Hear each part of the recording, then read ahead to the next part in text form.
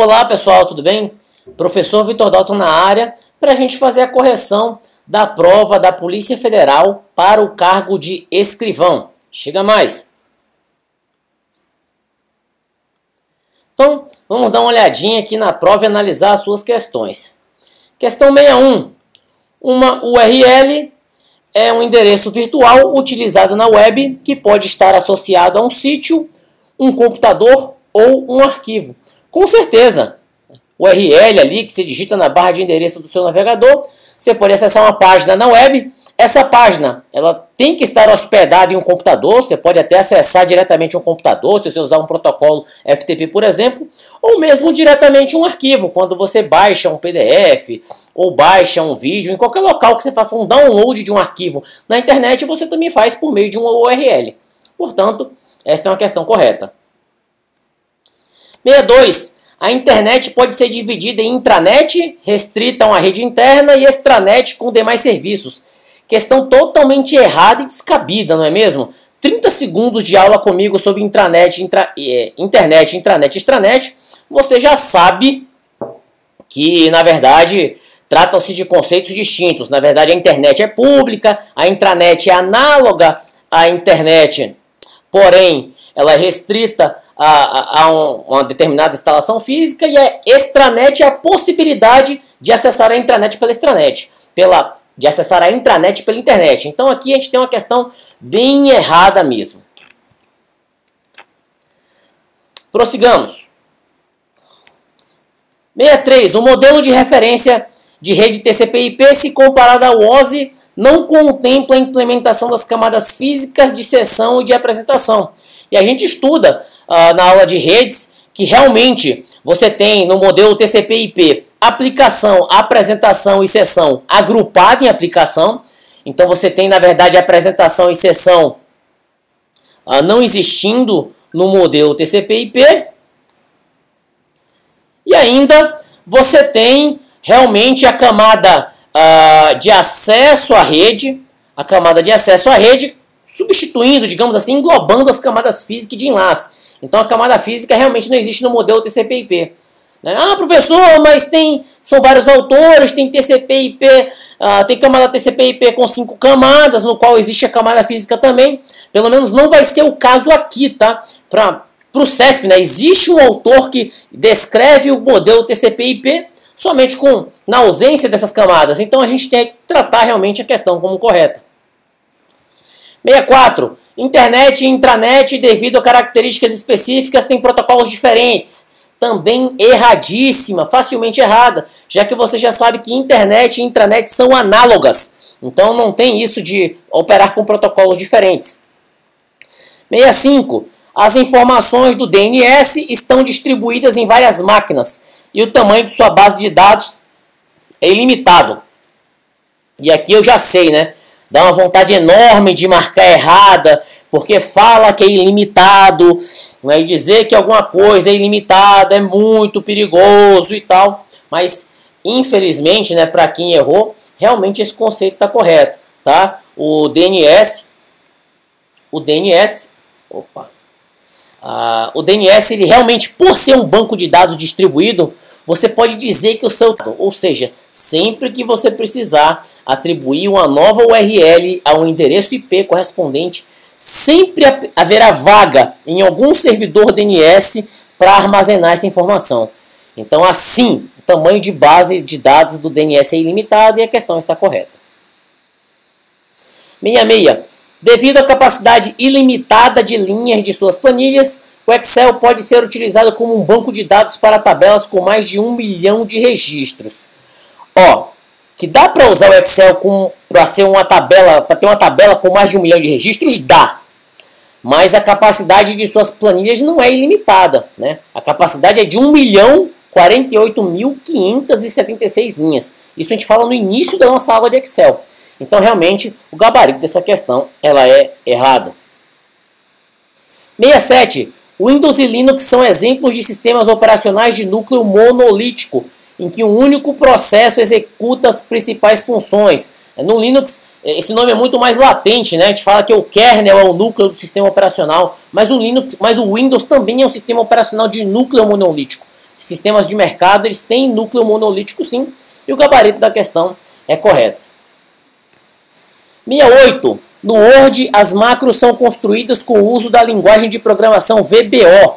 Isso aqui também é errado, aula de Word fácil. Macro, a gente sabe que utiliza a linguagem VBA, Visual Basic for Applications, mesmo porque VBO não existe. Então, gabarito incorreto. 69. Técnica de swapping consiste em transferir temporariamente um processo da memória para o disco do computador e depois carregá-lo novamente em memória. Questão correta, né? Então, o swapping, o Linux, inclusive, ele, quando você formata as partições, ele pede para você separar um pedaço de disco para swap. O Windows utiliza essa memória virtual no disco rígido de forma dinâmica. Então, quando ele percebe ali que a memória RAM está enchendo, tem um processo que não é tão importante, tem um outro que é mais importante, ele pega o processo menos importante, guarda no disco rígido, fazendo o tal do swapping, leva outro processo para a memória e vice-versa. Então, esta realmente é a descrição correta do processo de swapping. Gabarito certo. Questão 70. Uma das partes de um vírus de computador é o mecanismo de infecção, que determina quando a carga útil do vírus será ativada no dispositivo infectado. Gente, questão CESP de segurança da informação sempre é polêmica, né? Um vírus, ele tem um mecanismo de ação e um mecanismo de infecção, né? Um mecanismo de ação é o estrago que ele faz no computador. Ele vai apagar arquivos? Ele vai tirar coisa da memória? Né? Qual o estrago que ele vai fazer? E ele tem um mecanismo de infecção, né? Que é como ele vai se espalhar para dificultar a sua remoção. De qualquer forma, né, esse mecanismo de infecção que determina quando a carga será ativada é uma frase meio capciosa, porque vírus ele sempre tem um quando. Né? O quando do antivírus, o quando do vírus é o momento de sua execução pelo usuário.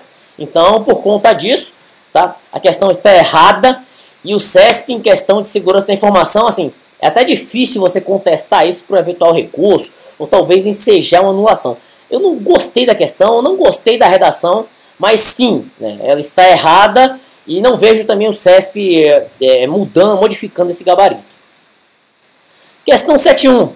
No processo conhecido como scanning, o worm, em sua fase de propagação, procura outros sistemas para infectar. Tá? E vamos ser práticos aqui. Né? Gente, prova do CESP da Polícia Federal. Tá? Eu vi isso em 2014 e estou vendo agora em 2018. É o estado da arte das questões mais difíceis de informática, sejam elas informática básica ou seja ela parte de TI. Tá? É a primeira vez que eu vejo uma questão de informática para concurso cobrando no detalhamento as etapas de funcionamento no worm. Tá? Isso existe, isso tem disponível no site, na cartilha, né, do CEST-BR, e realmente a primeira etapa, inclusive, do worm é identificar os computadores alvos para se propagar, para infectar. E essa fase em inglês ela vai ser chamada de scanning. Sim, questão correta e questão difícil. Acho que até pela descrição da questão, se fosse para alguém chutar, eu acho que chutaria certo. Mas que realmente é uma questão aprofundada em cima dos conceitos de worm, isso é verdade. 7.2. Um firewall implementa uma política de controle de comportamento para determinar que tipos de serviços de internet podem ser acessados na rede.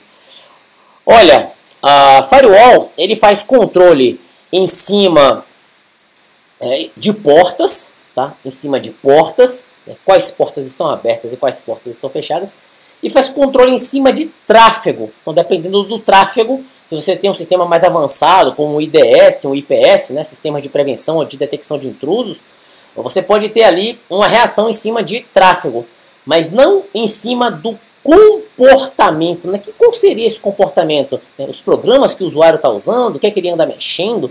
Então, o CESP interpretou essa questão como errado e aquilo, sabe? Se o CESP disse que isso é errado, está errado, sabe? Vai ser muito difícil você contestar a afirmação do firewall em cima disso, mesmo porque você não tem isso escrito em algum lugar, né? Firewall controlar comportamento, tá? Isso ninguém descreve funcionamento de firewall dessa forma. Então, portanto, realmente, a questão vai estar errada. Em cima de tráfego, não em cima de comportamento. 7.3. Os aplicativos de antivírus com escaneamento de segunda geração utilizam técnicas heurísticas para identificar códigos maliciosos.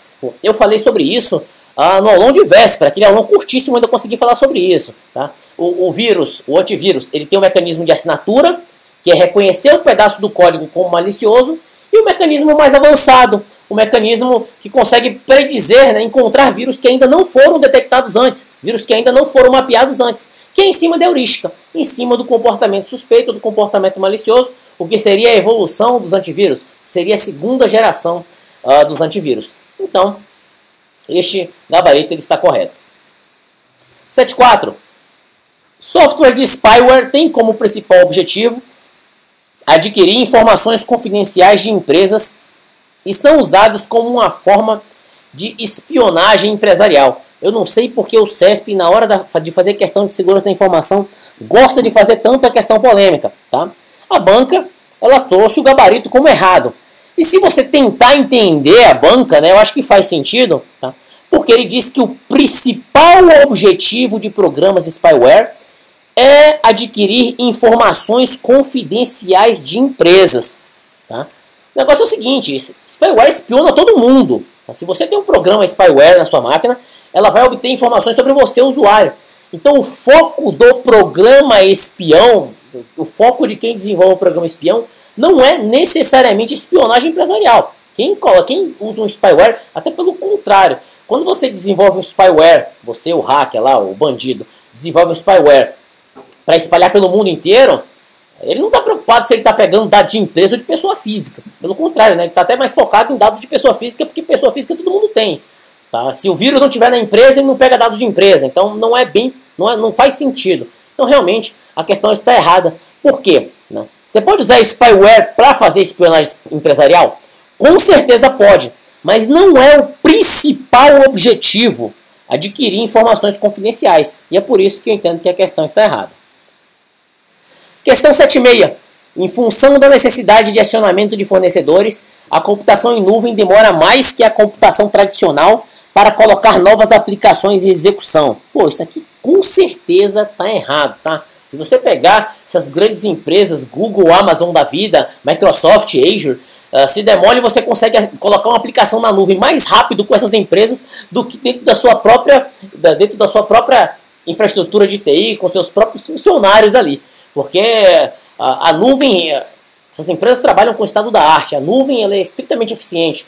Se você tem um serviço da Amazon, você tem um computador, e se você alugar mais uma máquina virtual, é na hora lá. Só pegar, pagou, está disponível. Então, não faz sentido dizer que, porque as aplicações estão na nuvem, que o serviço vai ser de pior qualidade, você vai levar mais tempo para fazer funcionar que está na nuvem. Pelo contrário, é capaz até de ser mais rápido do que você fazer na sua casa. Bem, 7.7. Na computação em nuvem, a elasticidade é a capacidade de um sistema de se adaptar a uma variação na carga de trabalho quase instantaneamente e de forma automática.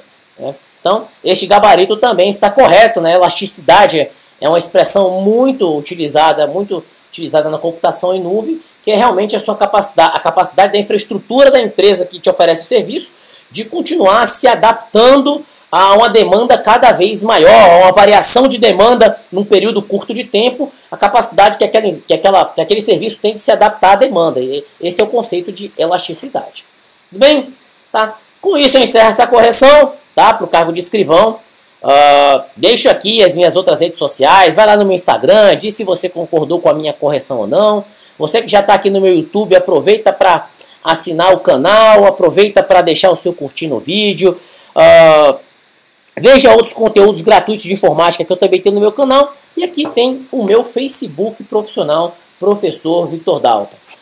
De antemão, acho que você já percebeu, nesse primeiro momento eu não visualizei recursos para essa prova. Mas, isso aqui, né, não sou eu impondo nada. Aproveita que você está aí, comente se você concorda, se você também não viu recurso. Se você acha que alguma explicação, você ainda acha que cabe recurso, comente aqui. De repente eu respondo para você explicando com mais calma por que eu acho que não tem recurso. De repente outra pessoa também comenta aqui e acha que tem recurso também. E juntos a gente consegue construir e aperfeiçoar o conhecimento.